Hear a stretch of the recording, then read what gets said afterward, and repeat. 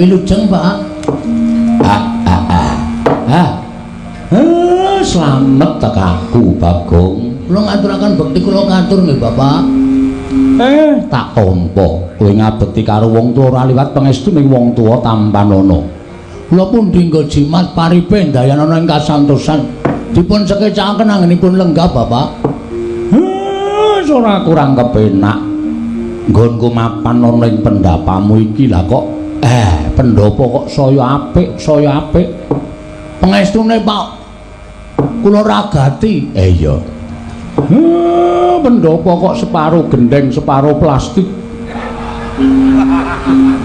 membanggakan wong tuwa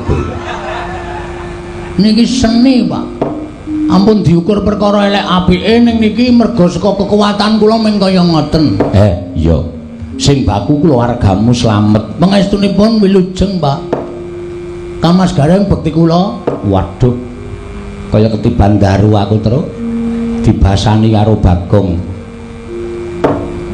pamujimu Dik slamet tekaku ana ing pendopo kene kula ngaturaken bekti tak tampa pangestune wong tuwa tampanana ya Gong kula pun dinggo jimat paripe dayanana ing kasantosan Kamas Petro kula ngaturaken bekti kula kunjuk tak tampa cah bagus pangestune masmu tampanana kula pun dinggo jimat paripe dayanana ing kasantosan Bagong dalem Pak aku ki kaget bareng aku tekan pendapamu kene lah kok kuwi sapa neng mburimu kuwi kok kaya kowe persis Gong sapa Gong Bapak Pangling kali wayahe nggih putuku sing ngendi niki anak kula Pak lho sapa Iwan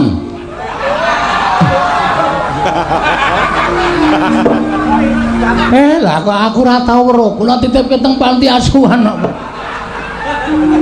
pancen bapakne isih mbokne isih kok titipke ning panti asuhan mangane ora ilok Pak ngeri bapak nek ngertos kula niku urip biasa wae kaya ewuh adang terus saben dina mergo anak kula siji niki Wan wonten dawuh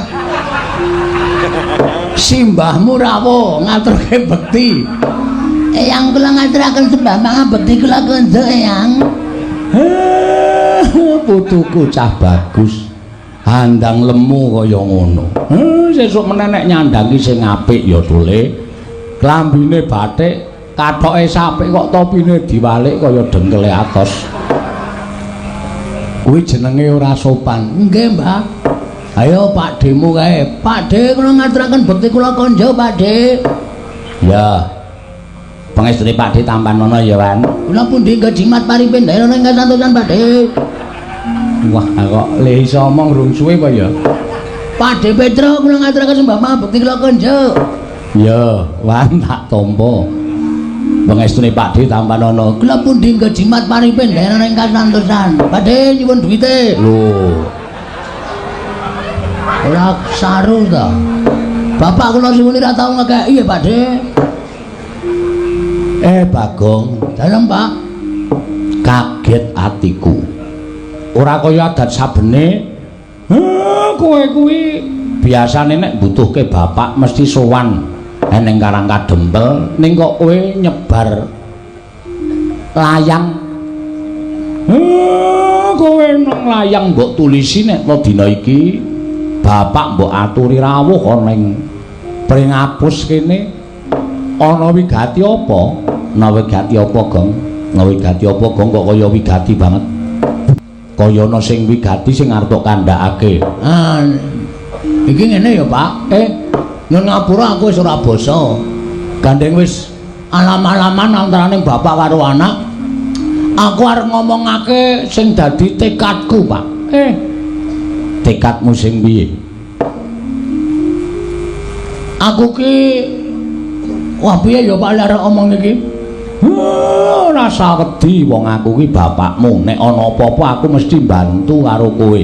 Sebab iki nek miturut aku ora mung perkaraku dhewe ning iki uga perkarane bapak, perkarane Gareng karo perkarane Petro. Saora-orane sok nek kene iki dadi bapak ki tak dadekke cleaning service. mangkele atos kok bapakne dadi cleaning service ora. Paling ora direktur, Pak. Iya. Lah ngopo to arep ngopo to? Susah aku, Pak. Susah siji mikir lakon. Loro lek arep ngomong iki kepiye? Wis ora usah pikiri ngoringo, Gong. Tok kandhake piye? Aku ki nyelengi wis suwe lho, Pak, wis 20 taun. Nganti entuk papan panggonan sing jembar kaya ngene iki mergo lek adus keringet, sikil tak nggo sirah, sirah tak nggo sikil. Pamreku apa? Aku mung kepengin gawe ya kuwi wujude papan sing iso dienggo nyambut gawe para masyarakat. Papan sing dienggo nyambut gawe para masyarakat tegese kowe arep yasa apa to, Le? Apa ya jenenge nek basa Jawane iki? Babrik. Babrik iki aku wis tau rono, Tru. Heeh. Tegese piye? Kuwi lho pokoke dienggo nyambut gawe para wong-wong Karang Pradesan kene mergo ngene, Pak. Aku duwe niat kaya ngene iki nggonku duwe rasa tresna karo sanak kadang tangga teparo, mitra kawruh lan sapiturute. Wis terus terang wae ya, Pak. Aku arep gawe papan dienggo nyambut gawe para wong-wong kuwi neng papan kene mbuh mengko dadine wujude apa kuwi urung terencana ning pikiranku. Iya. Apik kuwi apik. Mergo ngene, Pak. Tarewangi kaya ngene iki nggonku duwe rasa peduli karo kiwa tengenku karo sanak kadang mitra kawruhku. Aja mung padha meneng wae nyadong karo welasing Gusti aja. Ning wong ki diwenangake budidaya. Wong sing tanpa pambudidaya kuwi nek mung arep ngenteni nugrahaning Gusti mbok taunana windanana ora bakal kelakon. Anugrahan ki mergo menungsa budidaya sinartan donga nyuwun kanugrahaning sing gawe urip lumantar kabisane dhewe-dhewe. Ayo bener. Nah, mula Kang Sangka kuwi papan sing jembar iki ora tak nggo gawe omahku sing magrong-magrong sing apik. Ora, Pak. Ning papan iki arep tak nggo gawe papan supaya para masyarakat kawula ku iso nyambut gawe nang kene iso dadi sarana pangupa boganing para kawula, Pak. Apik kuwi apik, Bagong. Lah kok luhur temen gegayuhanmu. Nggih, Pak. Apik. Sesuk masyarakat kiwa tengenku ya didaftarke lho, Gong. Masyarakatku ya didaftarke lho, Gong. Kowe ora usah kuwatir, Tru. Ora usah kuwatir, Reng. Kabeh mengko bakal tak tampung, aja kuwatir. Mergo iki milike masyarakat bersama supaya iso golek pangupa boga. Gegayuhanku sing kaya ngono mau Bapak nayogyane menapa mboten, Pak? Sing jeneng wong tuwa nek weruh karo tumangkare anak sing duwe pikiran kaya ngono kuwi anane bapak ming manut, anane bapak ming seneng. Berarti bapak nyarujuki. Ya, aku sarujuk. Wah, matur nuwun, Pak. Andra. Bener kese, ora ngawur. Andra ingkang puswitorum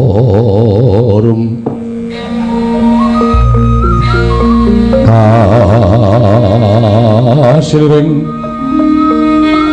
samirana mre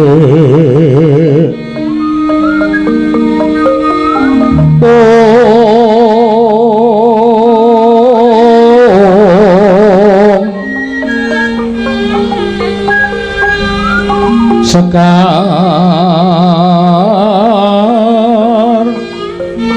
gadung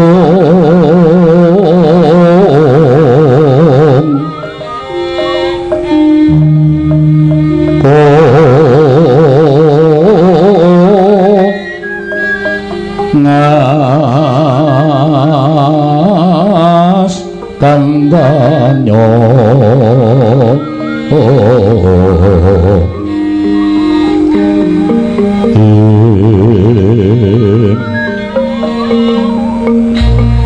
maweraras renganing driya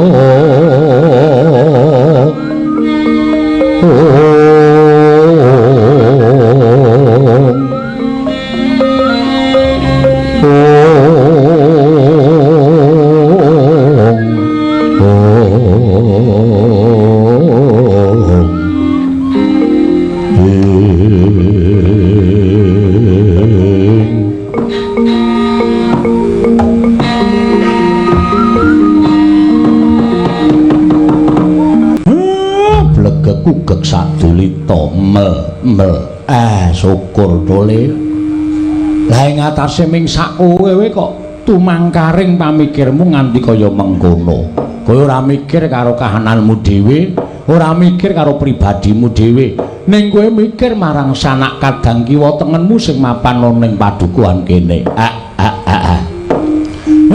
ya kono kuwi sing tresna marang sak pepadane sing jeneng tresna kuwi aja nganggo ukuran bondo donya.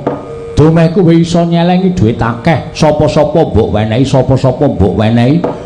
Ibarate aja mbok wenehi iwak, ning wenehi ana jala supaya ngupa ya iwak mau kanthi jala. Nggih, Pak. Bapak Nayogyani ya mung apa niatmu sing kaya mengkene mau wis mbok aturake marang Pepunden Pandhawa. Nyatane kowe karo kuwi minangka dadi panakawaning Pandhawa, minangka dadi abdining Pandhawa. Nek izin pancen dereng, Pak. Ning segera menyusul. Iya. Pun wonten napa jenenge? Tandha-tandha ndara-ndara Pandhawa niku nek duwe anak buahe duwe gegayuhan sing apik, niku wis ora bakal digawe angel. Mesti gampang gone nyuwun idhi parilaing para Pepunden Pandhawa. Iya syukur. Apa ana sing wis tok cululuki rembug bendaramu Pandhawa? Sampun. Sapa? Ndara Janaka. Kan Ndara Janaka sampun nayogyani menapa dadi karepe Bagong. Iya syukur. Lah terus aku tekan kene iki tok kon ngopo? Aku nek tok kon nyumbang dhuwit aku ora duwe.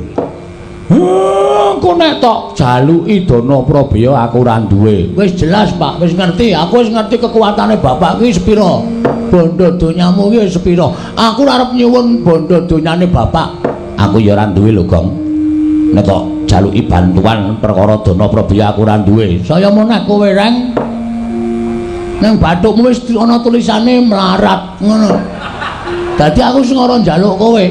Wedhus ki ora. Malah nguneke kakangne melarat. Aku yo ora duwe apa lho, Gong. Anak Semar ora ana sing cukup.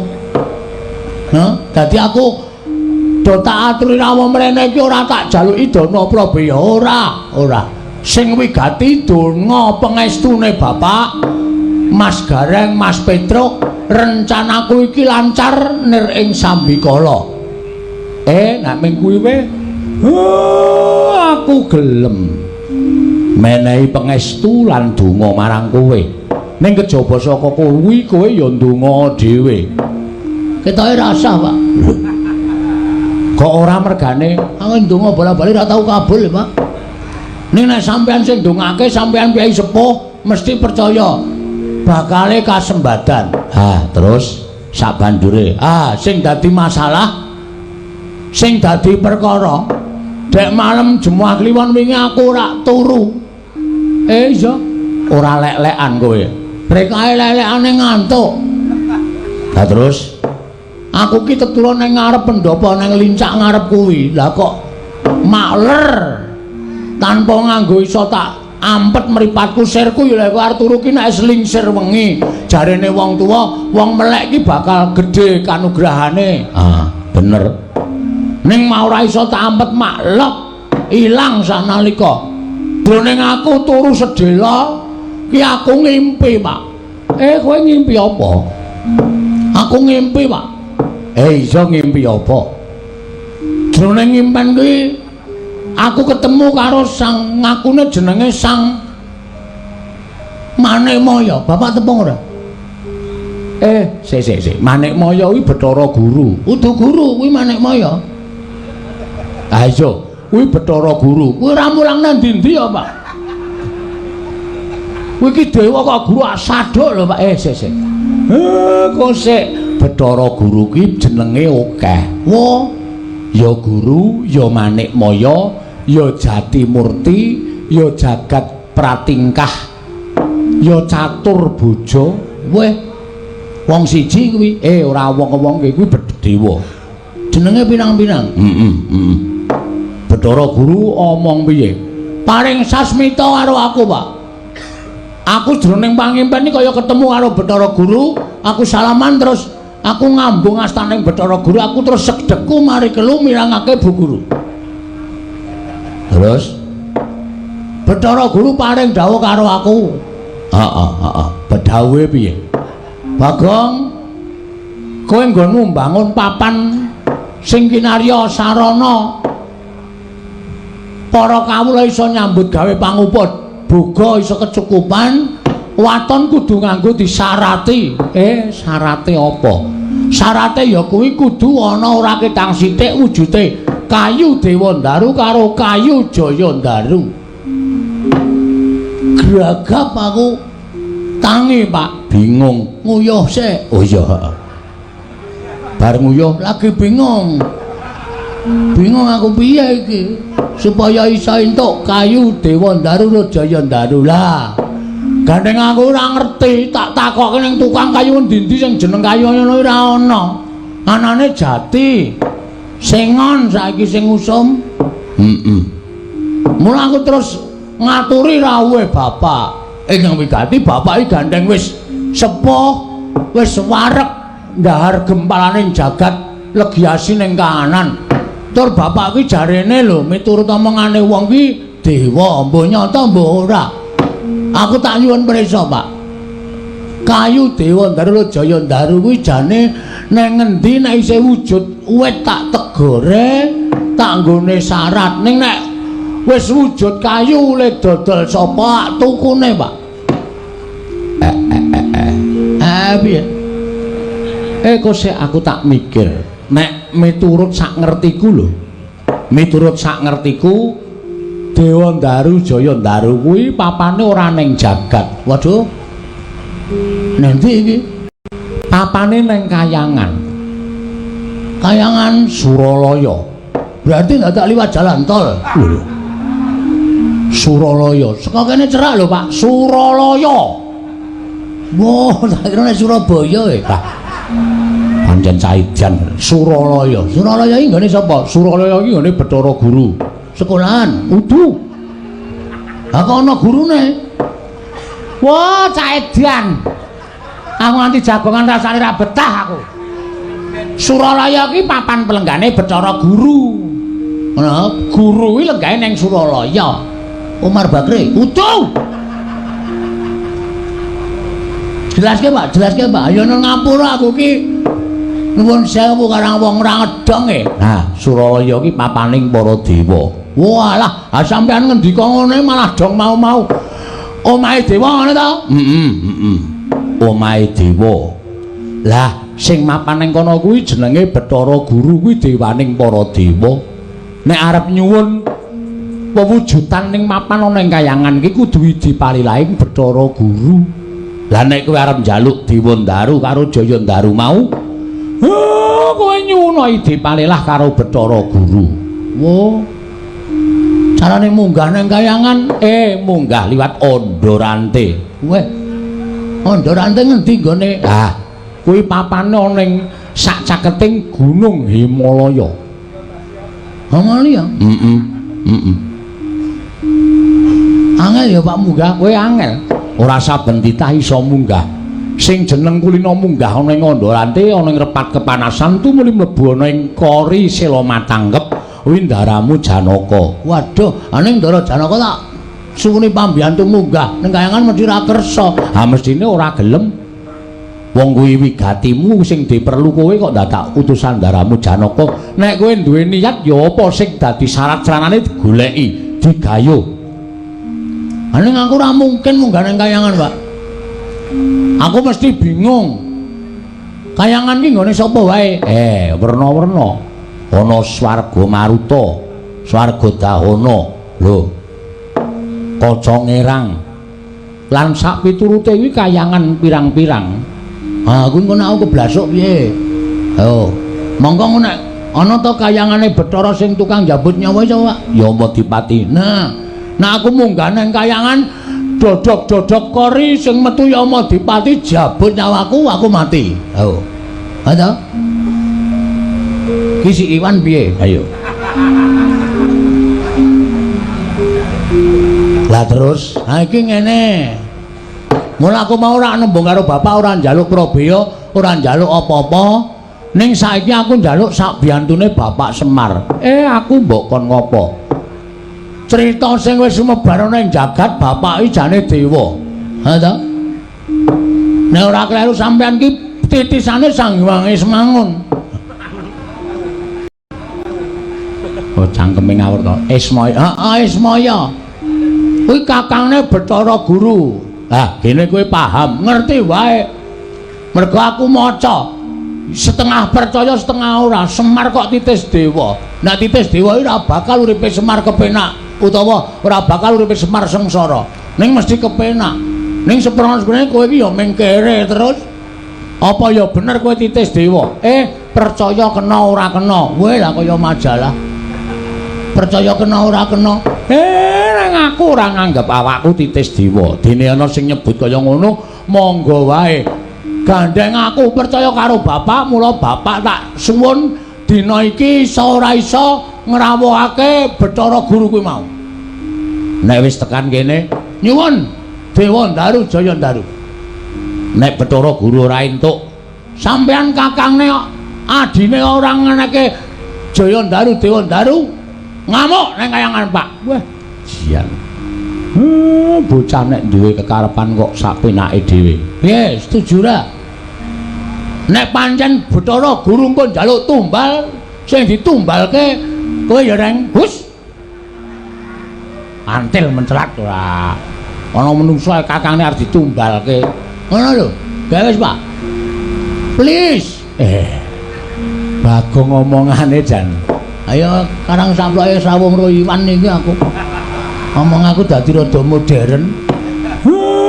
Iki kok malah gegayamu kok malah nganggo dadak ngrawuhke dewa barang. Sik, mengkari gelem apa ora? Nek bapak ora kersa, ya wis ora masalah, aku ora meksa. Nek nganti aku wani karo bapak ki kaya ngapa dosa sing tak sandang wong aku ki anak kok wani meksa karo wong tuwa. Ha ta? Ning bapak tak anggap ora tresna karo aku. Gegayawanku sing wis menteng-menteng kaya ngene iki mandeg ming perkara sampean. Wis. Dadi nek sampean ora ngrawuhke Bathara Guru ning pedukuhan kene iki wiwit dina iki coret akte kelahiran. Aku mau dadi anake Semar. Aktemu semprene rong dadi. Ora tok urus kok cenan. Men aku ora entuk warisan to. Pancen setan ran. Nek bapak setuju sago Bathara Guru rawuh tekan kene, aku matur nuwun. Nek bapak engko ora gelem nembung, aku sing nembung, ora usah kuwatir. Aku sing nembung langsung karo Bathara Guru. Nek Bathara Guru maringake matur nuwun, nek ora bapak sing ngamuk. Lho. Piye to iki kok mulet iki? Sing nembung kono kok sing ngamuk aku. Aku nek kon ngamuk aneh apa? Emoh. Aku wegah nek kon ngamuk, mula bapak sing kudu ngamuk. Bapak ora trima karo Bathara Guru. Ing atase aku ki anake Semar. Semar ki titising dewa. Berarti aku ki isih turasing dewa, termasuk bagian kulawarga dewa. Nek bapak ora iso njaluk Dewa Ndaru Jaya Ndaru asli wis to. Tak suwun bapak ngamuk. Ngono wae wis. Wis ora wis cakat-cakat iki wektune mepet. Apa perlune gawe? Piye Nala Gareng? Wis turuti wae Pak, turuti. Engko perkara Bathara Guru ki ngidini apa ora? Wis kuwi perkarane Bagong. Wis truk piye? Pun mang turuti mawon, Pak. Bagong nek wis ngono kuwi wis mripate abang ngono kuwi wis medeni. Ora apal karo laga-lagane Bagong kok kowe, Pak. Anak pirang-pirang tahun kok ora tau ngapalke lagane. Mataku abang. Cangkemku le omong cerewet ngene iki. Iki nek ora didepi sego ora mari aku, Pak. Ngandel ora mengelih ta ora. Ya wis piye? Aku sing arep nyeluk Bathara Guru. Nyeluk ya apa? Semar kata-katane nyeluk. Aku sing arep ngrawuhake Bathara Guru. Wah, matur nuwun, Pak. Wah, pancen bapakku tenan kowe. Engko nek kira-kira Bathara Guru tekan kene disuwuni ngampil Dewa Daru Jaya Daru ora ngeparengake bapak nesu ya. Ya engko aku tak nesu. Ning aku kene ora dilarani ora iso nesu. Engko agajul. Wis asa kuwatir engko langsung tak gadul saka mburi bapak men nesu. Ya wis engko ndak kowe cerewet bae. Ora rampung-rampung perkarane coba. Aku tak matek aji pameling. Piye maksude ngundang Bathara Guru? Nggih, ora do rame lho, Reng. Truk aji pameling. Ya, kowe Bathara Guru bek rawuh, bek lega pikirmu. Bathara Guru ya gen rawuh lega piro. Heeh. Kowe kono dolan sik, Man? Nggih, Pak. Bu, kok suarane kaya aku, Truk? Ayo mbok ya. Wis mulak-malik suarane. Engko gek kowe urun, Reng. Kok antil dasmu modar ora. Kok aku kok ya curiga ngerti-ngerti kok suarane kaya kowe. Wah, jan tratapane. Gawe Pak. Iya, kowe meneng ora gambleh wae. Iki wis arep wiwit semedi kok malah ngomong wae. Ya wis gak semedi, Men. Tan samar pamoring sukma sinumaya winaya ing asepi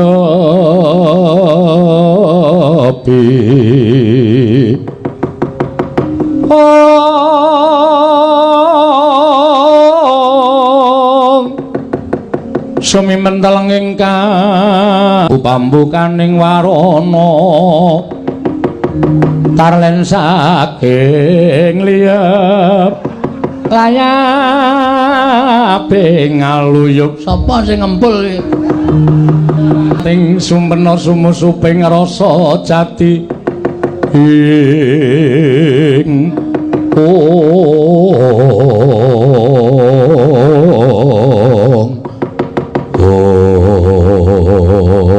eling-eling dewa entah nalika semanten tingkem netraning kula Semar Badranaya tanana ingkang pinindeng kejawi amung angrap pamantram sakti aji pameling hanimbali rawipun nenggih Sang Hyang Manikmaya ya Sang Hyang Bathara Guru dadak sakoling mangke sanginggiling padukan pringapus wonten mendung angen danu dubepiak kang mendung onyang madyapada Sang Hyang Jagat Giri Pratingkah wonten ing padukan pringapus dadosaken kejot kang samya mulat